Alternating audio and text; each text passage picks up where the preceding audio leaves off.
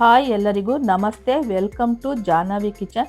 ನಾನಿವತ್ತು ನಿಮಗೆ military hotel ಸ್ಟೈಲಿನ ಕುರಿ ಕಾಲಿನ ಸೂಪನ್ನು ಮಾಡಿ ತೋರಿಸ್ತೀನಿ. ಇದಂತೂ ನೀವು ಒಂದ್ಸಲಿ ಮಾಡಿಕೊಂಡ್ರಿ ಅಂದರೆ ಮತ್ತೆ ಮತ್ತೆ ಮಾಡ್ಕೊಳ್ತಾನೆ ಇರ್ತೀರಿ, ಅಷ್ಟು ತುಂಬಾ ಚೆನ್ನಾಗಿರುತ್ತೆ. ಈಗ ಇದನ್ನು ಯಾವ ರೀತಿ ಮಾಡೋದು ಅಂತೇಳಿ ನೋಡೋಣ. ಅದಕ್ಕಿಂತ ಮುಂಚೆ ಯಾರೆಲ್ಲ ಇನ್ನೂ ನನ್ನ ಚಾನಲ್ನ ಸಬ್ಸ್ಕ್ರೈಬ್ ಮಾಡ್ಕೊಂಡಿಲ್ಲ ಅಂದರೆ ಈಗಲೇ ಹೋಗಿ ಸಬ್ಸ್ಕ್ರೈಬ್ ಮಾಡ್ಕೊಂಡು ಬನ್ನಿ. ಲೈಕ್ ಮಾಡಿ, ಶೇರ್ ಮಾಡಿ, ಕಮೆಂಟ್ ಮಾಡಿ ಅಂತ ಹೇಳ್ತಾ ಇವತ್ತಿನ ವಿಡಿಯೋನ ಶುರು ಮಾಡ್ತೀನಿ. ಇಲ್ಲಿ ನಾನೊಂದು 4 ಸೆಟ್ ಆಗುವಷ್ಟು ಕುರಿ ಕಾಲನ್ನು ತಗೊಂಡಿದ್ದೀನಿ. ಇದನ್ನು ನೀವು 5ರಿಂದ 6 ಸರಿ ಚೆನ್ನಾಗಿ ತೊಳ್ಕೊಳ್ಬೇಕು. ನಾನು ಇದನ್ನು ಈಗ ತೊಳ್ಕೊಂಡು ಚೆನ್ನಾಗಿ ತಗೊಂಡು ಬಂದಿದ್ದೀನಿ.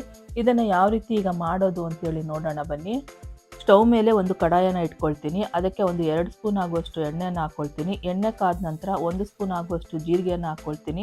ಹಾಗೆಯೇ 1 ಸ್ಪೂನ್ ಆಗುವಷ್ಟು ಕಾಳು ಮೆಣಸು ಹಾಕ್ಕೊಳ್ತೀನಿ.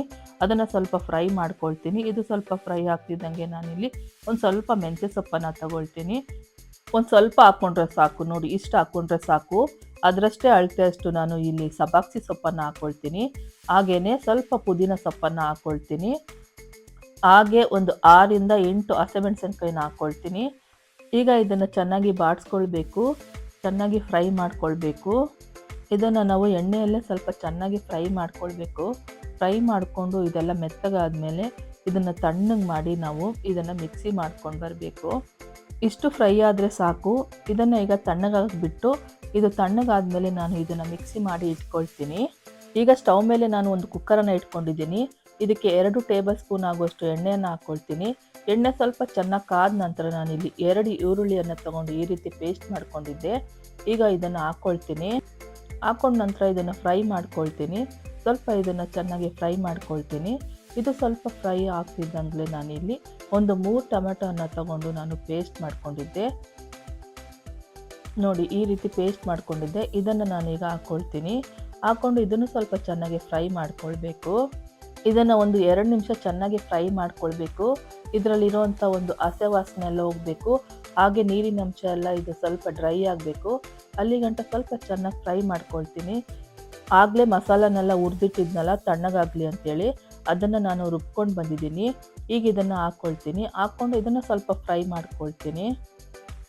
ಸ್ವಲ್ಪ ಫ್ರೈ ಆದ ನಂತರ ನಾನಿಲ್ಲಿ ಸ್ವಲ್ಪ ಸ್ಪೈಸಸ್ಗಳನ್ನ ಆ್ಯಡ್ ಮಾಡ್ಕೊಂಡು ಬಿಡ್ತೀನಿ.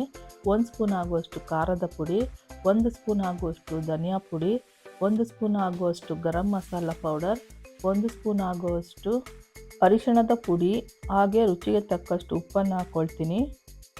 ಇದನ್ನೆಲ್ಲ ಹಾಕಿದ ನಂತರ ಇದನ್ನು ನೀಟಾಗಿ ಒಂದ್ಸರಿ ಮಿಕ್ಸ್ ಮಾಡ್ಕೊಂಡು ಬಿಡ್ತೀನಿ. ಮಿಕ್ಸ್ ಮಾಡಿಕೊಂಡು ಇದನ್ನು ಸ್ವಲ್ಪ ಎಣ್ಣೆಯಲ್ಲಿ ಹಾಗೆ ಬಾಡಿಸ್ಕೊಳ್ತೀನಿ. ಇದನ್ನು ಮಸಾಲ ಎಲ್ಲ ಸ್ವಲ್ಪ ಒಂದು ಒಳ್ಳೆ ಅರೋಮ ಬರಬೇಕು, ಅಲ್ಲಿಗಂಟ ಸ್ವಲ್ಪ ಫ್ರೈ ಮಾಡ್ಕೊಳ್ತೀನಿ. ಮಸಾಲೆಗಳನ್ನ ನಾವು ಚೆನ್ನಾಗಿ ಎಣ್ಣೆಯಲ್ಲಿ ಹುರ್ಕೊಳ್ಳೋದ್ರಿಂದ ಸೂಪು ತುಂಬಾ ರುಚಿಯಾಗಿ ಬರುತ್ತೆ. ಹಾಗೆ ಒಂದು ಒಳ್ಳೆ ಘಮ ಕೂಡ ಬರುತ್ತೆ. ಈಗ ಮಸಾಲ ಚೆನ್ನಾಗಿ ಫ್ರೈ ಆಗಿದೆ. ನಾನಿಲ್ಲಿ ಕುರಿ ಕಾಳುಗಳನ್ನ ಈಗ ಹಾಕ್ಕೊಳ್ತೀನಿ. ಎಲ್ಲ ಕುರಿ ಕಾಳುಗಳನ್ನ ಹಾಕ್ಕೊಂಡಿದ ನಂತರ ನೀಟಾಗಿ ಒಂದ್ಸಲ ಮಿಕ್ಸ್ ಮಾಡ್ಕೊಂಡು ಬಿಡ್ತೀನಿ. ಮಿಕ್ಸ್ ಮಾಡಿಕೊಂಡು ಇದರಲ್ಲೇ ನಾವು ಒಂದು 5 ನಿಮಿಷ ಫ್ರೈ ಮಾಡಬೇಕು. ಹಾಗೆ ಇದನ್ನು ಒಂದು 5 ನಿಮಿಷ ಮಸಾಲ ಜೊತೆಗೆ ಫ್ರೈ ಮಾಡ್ಕೊಳ್ಬೇಕು. ತಕ್ಷಣವೇ ನಾವು ಲಿಡ್ನ ಕ್ಲೋಸ್ ಮಾಡಬಾರ್ದು, ಯಾಕಂದರೆ ಇದು ಮಸಾಲ ಎಲ್ಲ ಇದಕ್ಕೆ ಹೊಂದ್ಕೊಳ್ಬೇಕು. ಹಾಗಾಗಿ ಇದನ್ನು ಒಂದು 5 ನಿಮಿಷ ಹೀಗೆ ಫ್ರೈ ಮಾಡ್ಕೊಳ್ತೀನಿ. ಇದೀಗ ತುಂಬ ಚೆನ್ನಾಗಿ ಫ್ರೈ ಆಗಿದೆ. ಈಗ ನಾನಿಲ್ಲಿ ನೀರನ್ನು ಹಾಕ್ಕೊಳ್ತೀನಿ. ನಾನಿಲ್ಲಿ ಒಂದು 4 ಲೋಟ ಆಗುವಷ್ಟು ನೀರನ್ನು ಹಾಕ್ಕೊಳ್ತೀನಿ. ನಿಮಗೆ ಎಷ್ಟು ಕ್ವಾಂಟಿಟಿಯಲ್ಲಿ ಸೂಪ್ ಬೇಕು ಅಂದ್ಕೊಳ್ತೀರೋ ಅಷ್ಟು ನೀರನ್ನು ಹಾಕ್ಕೊಳ್ಳಿ. ನಾನಿಲ್ಲಿ ಒಂದು 4 ಲೋಟ ಆಗುವಷ್ಟು ನೀರನ್ನು ಹಾಕ್ಕೊಂಡಿದ್ದೀನಿ. ಹಾಕ್ಕೊಂಡು ನೀಟಾಗಿ ಮಿಕ್ಸ್ ಮಾಡ್ಕೊಂಡು ಬಿಡ್ತೀನಿ. ಮಿಕ್ಸ್ ಮಾಡ್ಕೊಂಡ್ಬಿಟ್ಟು ಕುಕ್ಕರ್ ಲಿಡ್ನ ಕ್ಲೋಸ್ ಮಾಡಿ ಒಂದು 10ರಿಂದ 12 ವಿಷಲ್ ಇದನ್ನು ಚೆನ್ನಾಗಿ ಕೂಗಿಸ್ಕೊಳ್ಬೇಕು. ಕುರಿ ಕಾಲ ಆಗಿರೋದ್ರಿಂದ ಚೆನ್ನಾಗಿ ಬೇಯಿಸ್ಕೊಳ್ಬೇಕು. ಈಗ ಇದನ್ನು ನಾನು ಚೆನ್ನಾಗಿ ಬೇಯಿಸ್ಕೊಂಡಿದ್ದೀನಿ. ಯಾವ ರೀತಿ ಆಗಿದೆ ಅಂತೇಳಿ ನೋಡೋಣ ಬನ್ನಿ. ಎಷ್ಟು ಚೆನ್ನಾಗಿ ಸೂಪ್ ರೆಡಿಯಾಗಿದೆ ಅಂತ ಹೇಳಿ ನೋಡಿ. ಮಿಲ್ಟ್ರಿ ಹೋಟೆಲ್ ಶೈಲಿಯ ಕುರಿ ಕಾಲಿನ ಸೂಪು. ಇದನ್ನು ನೀವು ಒಂದ್ಸಲಿ ಮಾಡ್ಕೊಂಡ್ರಿ ಅಂದರೆ ಮತ್ತೆ ಮತ್ತೆ ಮಾಡ್ಕೊಳ್ತೀರಿ, ಅಷ್ಟು ರುಚಿಯಾಗಿರುತ್ತೆ. ಈ ವಿಡಿಯೋ ನಿಮಗೆಲ್ಲ ಇಷ್ಟ ಆಗಿದ್ರೆ ಲೈಕ್ ಮಾಡಿ, ಶೇರ್ ಮಾಡಿ, ಕಮೆಂಟ್ ಮಾಡಿ, ಸಬ್ಸ್ಕ್ರೈಬ್ ಮಾಡಿ ಅಂತ ಹೇಳ್ತಾ ಇವತ್ತಿನ ವಿಡಿಯೋನ ಎಂಡ್ ಮಾಡ್ತೀನಿ.